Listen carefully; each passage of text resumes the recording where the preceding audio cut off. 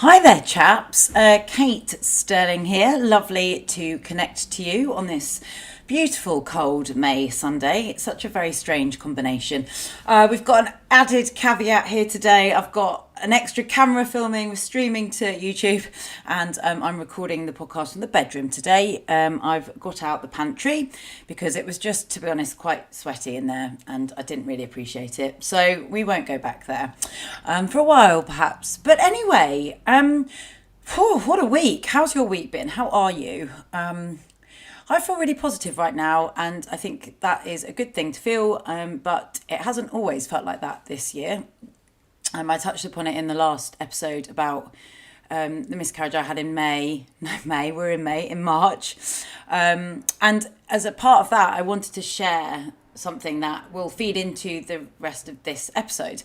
Because over the last year in general, actually, for those of you that don't know me, I'm a personal trainer as well, a group trainer, and I'm a coach, and you know, basically, like, distilling the virtues of keeping active and fit and eating and well and, you know, all that kind of jazz. And over the last year, I've been really challenged with COVID and obviously kind of basically probably being a bit normal and drinking a bit more and eating more stuff that I wouldn't eat, like just, you know, basically just numbing my feelings with food, and also probably alcohol at times. And it's given me a real insight into how stress and, you know, the normal world can have such an impact on us, because I think often as a trainer it's really easy to forget that actually, because our life is all about health and fitness and whatever, it's easy to forget that lots of other people don't have the time to, you know, you might be listening right now, you might not ever have the time to go and do a workout because you've got kids or you've got work that's really stressful. And then that's where it's really, really, really difficult to get any balance back in life, because you feel like you've fallen off the train. So you kind of like got off the healthy train and you're suddenly in fun land of just going for it because it's helping you feel better. And then you start to feel a bit rubbish, because actually living like that over a long period of time, if you're excessively drinking and eating too much, then over time you do start to feel a bit rubbish. And then it's really hard to get back on the train, because it's like, oh, I've missed the stop now, or I've missed the train and I'm just going to stay here because it's too fun being here, really. And so I wanted to share that because I think it's important that, you know, even as a trainer, I've had moments this last year where I'm like, I just want to quit fitness, basically. I'm just like, I can't keep living with this level of having to be a certain way based on perhaps also how the world perceives fitness people should be. Not really making much sense today, but do you know what I mean? Like, just that sense of you feel like you have to perform and be a certain way. And it's been quite tricky, because as the years go on, I've learned to enjoy life more and more and more. But also, I've really realised that to go too far in one direction is actually detrimental, as detrimental as being massively restrictive. So this year, I've definitely indulged massively, and it's been great. And I've eaten lots of cake, and I've really gone at the wine. But actually, that in the longer term, or over a good couple of weeks, really didn't make me feel very good. And I was like, oh, actually, I do like working in health and fitness because I have a reason and I have the skills and the experience to bring myself back onto the train, basically, to get back out of that excessive land of not being quite in control and getting back on the train. And the reason I share all of that is that it links seamlessly to my Stirling Steps, which I have. So I wrote the Stirling Steps in 2020, January 2020.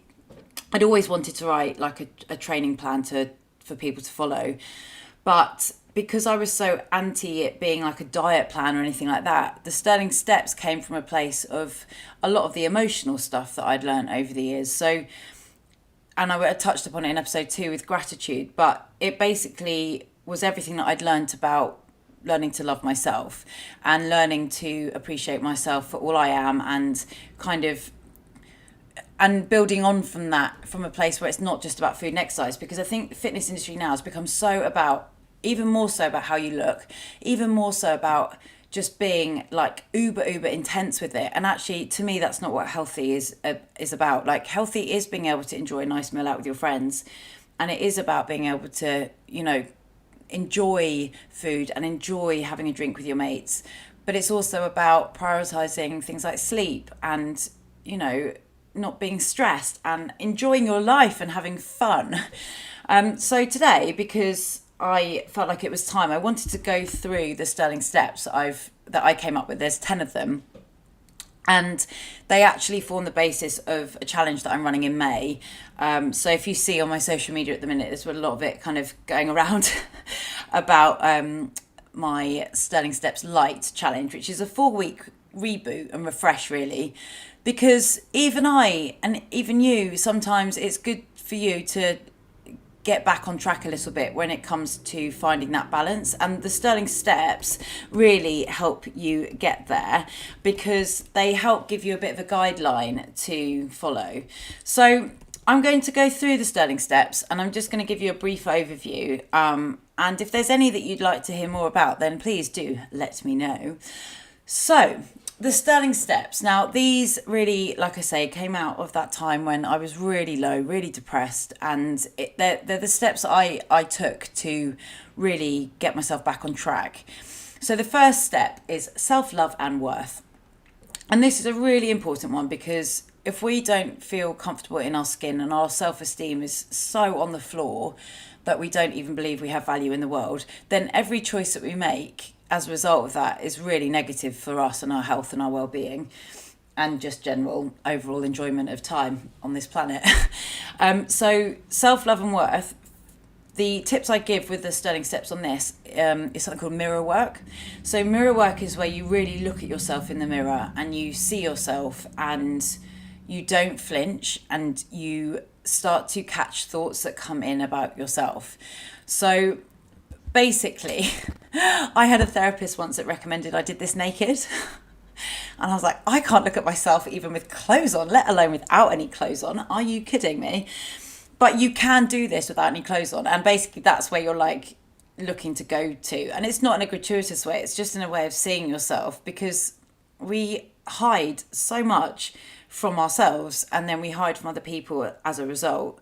So I'm not suggesting you should go and just stand naked in front of your mirror, but what you could try, and it's good to do this as a bit of a routine. So whether it's around your workouts, or whether it's something you do in the morning. So rather than just kind of like looking and glazing over it, what you're seeing is really seeing yourself in the mirror, really reinforcing how great you are, really bigging up what you see, reminding yourself how strong you are, reminding yourself what you've been through. And it can be very confronting, and it, don't have to do it for very long. Maybe it's even just like 30 seconds to begin with.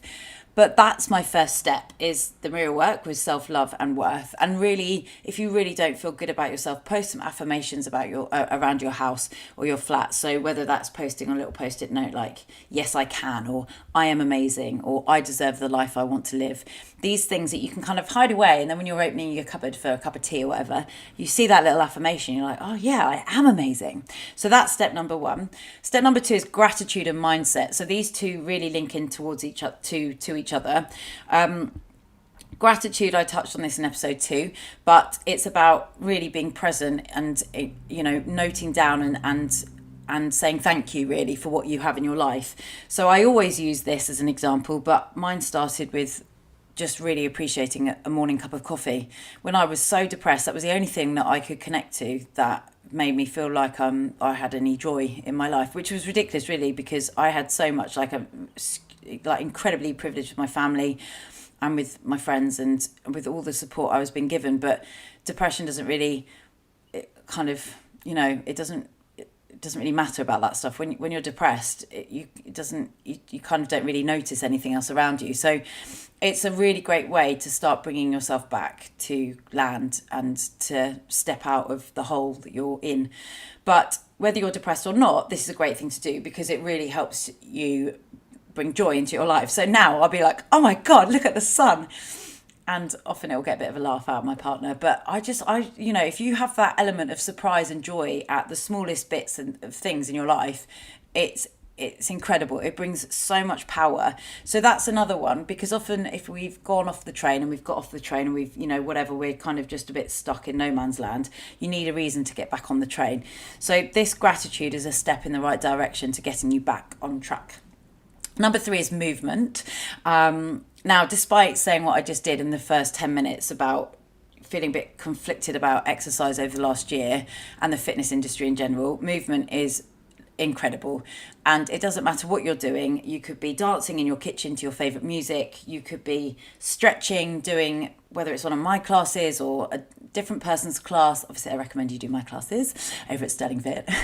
But whatever you're doing, just move, sweat. Don't worry about what you look like. Get out and try something new. Come up with your own workouts. Just increase your activity levels. So being active more than, it's not just about going and doing a workout and then sitting down all day. It's about being active throughout the day. So gardening, playing with your kids, what else? Tidying up, like all these things use energy, and using energy creates energy. Plus, it also releases lots of really great hormones that make you feel really, really good. And it can really help as well if your appetite has gone, if you're feeling stressed, to help bring back appetite. Likewise, it can also help, remind you, pardon me, of how good it feels to move and to feel light in your body and to feel strong. So that movement, like exercise, whatever it is, however you want to see it, swimming in the cold sea, these things help bring you life.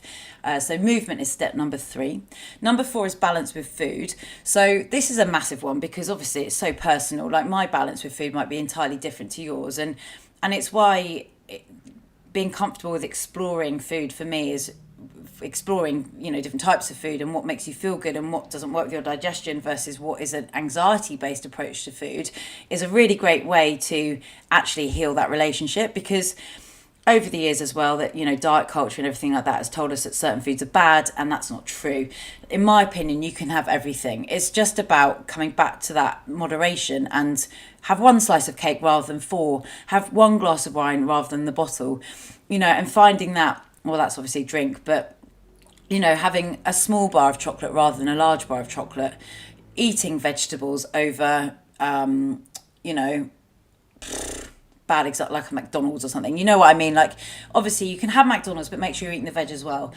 So it's about finding that place where you're satisfied by food, you're satiated by food, you're enjoying food, you're powered by food, but you've got that sense that you can go out and have a meal with your mates, or you can cook something that you really love. Like if you love creamy pasta, great, make creamy pasta, have it with some vegetables on the side so you don't eat as much pasta, and that you've got that balance. So you're kind of getting a little bit of everything. Whether it is that you've got a really sweet tooth, like I've got such a sweet tooth, treat yourself to some really great chocolate. Go and get a company like Tony's, which is also really good because they're anti-slave labour and everything like that. So, invest in foods and in brands that are doing good things for the environment as well, and doing good things for, the way that animals are sourced and stuff like that, or whatever it is. Learn about food, learn about what you're eating. Make everything from scratch. It's such a massive one. So, I could talk about that. I'd probably do a podcast on that just in itself. But just know that you are allowed to eat all the foods.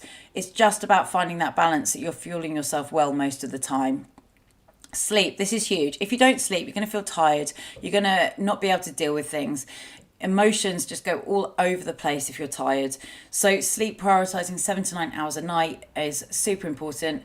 If you do shift work, that has a real big knock-on effect with everything else, with your hormones, with your hunger hormones and things like that. So it's about also just finding that pattern with sleep, that you can really set yourself up for success. So if you are someone that doesn't sleep very well, find some ways of trying to prioritize your sleep. See it as it's as important as all the other steps. Avoid screens before you go to bed. Don't look at the news. If you're stressed and it's really on top of your head and you can't sleep and stuff like that, then just take a break from the news for a couple of days. See the difference. Really make sure that you're moving. Make sure that you're active so that you're physically tired. Make sure you're eating really well. Avoiding caffeine in the afternoon and things like that. Again, there's lots of things that I'm going to be adding with regards to that to my website. But for now, just know that it's so important. Like if you prioritize your sleep, you will be amazed at the changes that you will feel and the changes that actually you can even see in your body physically from prioritizing that. Because also if you're tired, you do generally want to reach for more sugary kind of foods, and then there's a massive cycle which continues with that. So you want to make sure that you're basically not reaching for food and coffee to try and keep you going.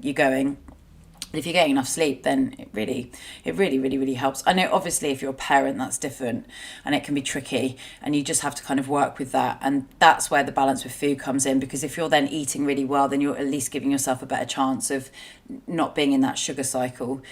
Balance with drink. So again, this is probably a podcast for a whole episode by itself, but I've had a huge relationship and a journey with figuring out my feelings towards alcohol, for example. So for years I restricted it and I didn't allow myself it because I thought it was bad, and then I kind of went the other way. And I've never been someone that, like, you know, goes and day drinks or anything like that, but well, in social situations, obviously at a barbecue I might have like a few drinks, but you know, I kind of would restrict myself so much that when I did have a drink, it was like explosion. So balance with drink for me means that, yeah, sure, if I feel like a glass of wine, I'm going to have a glass of wine, but I'll have a glass and not have the bottle. And I think sometimes it's really good to mention at the beginning, I've not been perfect this year. Like I've, you know, got to days where I'm like, oh God, can I have a gin now? And like, that's normal, but it's also can be very easily unhealthy for you in the longer term. I recommend checking out the NHS guidelines, 14 units per week, which is about a bottle and a half of wine, about 6 pints. It's about 9 single, so 4.5 doubles or 9 kind of single units of a spirit. So all these things have a massive knock-on effect, because then that affects your sleep, that affects your relationship with food, that affects your relationship with yourself. All these steps massively link in together, and that goes as well for kind of just, you know, sugary drinks and things like that. They just pile on excess energy that you don't need a lot of the time. So obviously there's a time and a place, but small things like diluting juices, or, you know, making sure that you're not just living off Coke all the time to keep you going, making sure that you're not just drinking diet drinks rather than eating food. Like, these things are really important as well. So sometimes the balance with drink, it's a good one to kind of keep an eye on. And if you know that you're starting to get into a habit of oh God, it's that time now, it's time for gin and tonic time, you know, just re-establish the relationship that you have with it, and perhaps look at whether there is a day where actually you could just have tonic water without the gin. I always advocate that, you know, you have more drink-free nights than drink-full nights. But again, like, this is the pendulum, the balance. Sometimes it goes the other way, and then you can be like, oh gosh, okay, I've got to get back on the train now. It's time. I've had my fill, and I want to feel better now. I want to feel less anxious. I want to really kind of, you know, get back into feeling good about myself. The next one is hydration. So staying hydrated, again, it just helps the body work really, really well. 2 to 3 litres of water a day is always like 2 to 3 litres of water a day is something that I suggest you aim to do. If you really struggle to drink water, try a sugar-free squash, or even flavouring your water with things like blueberries, strawberries at this time of year, or because we're coming to summer, or cucumber and mint's really good, lemon, herbal teas and everything like that. Like, your body, if it's dehydrated, just does not work properly, especially coming into summer. So a really good drink that you can make, a natural isotonic drink, is water with some fresh lemon and a little bit of honey and some Himalayan rock salt, and that basically helps replenish all your electrolytes. So all the minerals that we lose when we sweat, that helps replace them. So if you're doing a lot of training, for example, rather than going for lots of sugary drinks, try making that and see how it goes. Breath work. So this is number 8. Breath work is number 8. Breathe. Like, we do not breathe. We just, like, even now actually doing this podcast, you can probably hear I'm racing along a bit, and I don't know, is that making you feel stressed? Like, even how we talk, if I slow down, it will have an effect on how you feel listening. You'll start to feel calmer just by me slowing down, because you'll have space to breathe. So I'm really sorry, because I have been racing through those steps. So I think that breath work, taking that time to breathe, if you're stressed, you can really ground your feet, feel the floor underneath you, and just start to realize how much strength the floor can give you, and how much with your breath you can just calm yourself down. So you can take deep inhale breaths through the nose, and then exhale, you just sigh the breath out. And this connects into the yoga part of movement as well, which I don't think I mentioned just then, but yoga is a part of that movement aspect for me, because it just helps. It helps you connect to a deeper connection to yourself on an innermost level, but also it just helps you learn to breathe. And sometimes if you're struggling to sleep, breathing can help. So if you're struggling and you're stressed, you can try breathing in for a count of 4. And then breathing out for a count of 6. And basically you want to just slow down your nervous system and calm yourself down. And then that has a massive impact everywhere else. So this week, if you're feeling stressed about anything, come back to your breath. Every time I feel stressed now in my life, I come back to my breath. And it is unbelievably powerful, because linking into number 9, it helps with presence as well. So presence in your life, being aware of everything around you, it's going to help you find more reasons to find gratitude and that self-worth and love for yourself, because you're present in your life. And I have to really work at this one. I'm not very good at presence. I'm often distracted by my phone, by thinking about work, by thinking about all the amazing things I want to be doing, or the things I want to talk about on the podcast, or the things I want to be making, the classes I want to be doing, and things like that. But being present in your life will have a huge impact, not only for you, but also the people that you love. So the people that you love, do you listen to them when they're talking to you? Do you listen to your kids when they're talking to you? Do you really understand what their needs are? Do you really understand what your needs are? Or is it that you're just thinking about, when can I next pick up my phone? I am awful at this one. I am not, these steps are steps that are constantly there to help improve all the time, because we get to a point where we've nailed something and then something else will happen in our lives, and then it's like another challenge to throw us off course. But these steps help bring it all back so that you can kind of feel like you're staying on a path to somewhere. So this week, perhaps play with being super present with your life, and maybe you'll start to think, oh my god, I don't even enjoy doing this X, Y, and Z. I don't really even enjoy this food. Like, why have I just been doing this all the time? I feel like I want to have that. I'm going to make that this week. Give yourself that permission to explore what it feels like to be present. Okay, and the last one is play.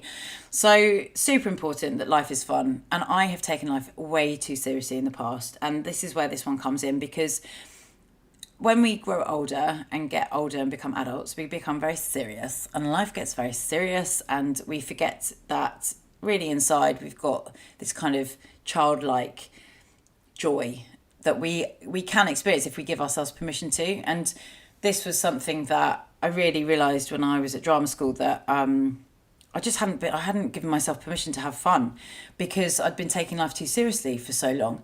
So play also takes off the pressure. So it means that anything you do is okay. If you burn something because you tried cooking something new, oh well, you played. As long as you're safe within the play, even when it comes to movement, try something new. As long as you're safe and you're doing it safely, and you're not doing it from a place where you've also got a ton of fear, because then that's, if you're worried about something happening, it will probably happen.